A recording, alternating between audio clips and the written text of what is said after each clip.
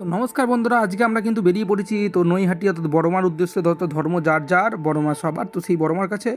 তো তো খুব ভোরবেলাতেই বেরোতে হয়েছে, তাই জন্যই আর কিন্তু আমরা বাসের ভিডিওটা করা হয়নি। তো ট্রেন থেকে ভিডিওটা শুরু করলাম। তো এই সম্ভব সামনে দেখতে পাচ্ছ ক্যামেরা ধরে আছে, তো ও রিকোয়েস্টেই কিন্তু বানানো। তো দেখতে দেখতে কিন্তু আমরা হাওড়া স্টেশনে, বাগনান থেকে উঠেছিলাম, তো হাওড়া স্টেশনে যখন ঢুকছি তো বন্ধুরা বললো চলো একটু কিছুটা ভিডিও করে নেয়। আমরা দেখি, তো আমরা জানলার ধারেই কিন্তু দাঁড়িয়েছিলাম। তো এরকম আস্তে আস্তে ঢুকছে, তো আমরা খুবই মজা চেঁচামেচি করছিলাম। তো গোটা ট্রেনের লোক আমাদের দিকে কিন্তু অ্যাট্রাকশনটা ছিল যে ছেলেগুলো কী করছে এরকম। তো যাই হোক, তো ঢুকছে ঢুকছে, তো আমরা অপেক্ষা করতে লাগলাম। তো পাশ দিয়ে যখন ট্রেনটা চেঁচাচ্ছিলো, আমার বন্ধু বান্ধবরা এত চেঁচাচ্ছিলো।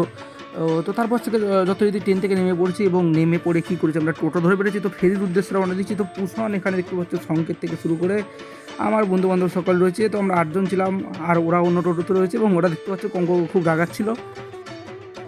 তো অবশেষে কিন্তু ফেরিঘাটে চলে এসেছি। তো ওখানে টিকিট কেটে ফেলেছি লঞ্চ থেকে এসে, কিন্তু অবশ্যই সেই বড়মার কাছে তো এসে গেছি। তো এবার পুরো ডালি সাজিয়ে ফেলেছি, সব কেনাকাটি হয়ে গেছে। তো ওরা পাঞ্জাবি নিচে, তো আমরা নিয়ে নিই। আর তো এবার দেখতে পাচ্ছি লাইনে প্রচুর ভিড়, সাইন কোল্ড ড্রিঙ্কস কিনতে চলে গেছে। তো অবশেষে দেখতে পাচ্ছি যে অনেক লাইনের পরে সেই বড় মা কথাটা দেখতে পেয়ে যেন শান্তি। তো এবার ঢুকবো, ও কি এক্সাইটিং, কী মনে হচ্ছে।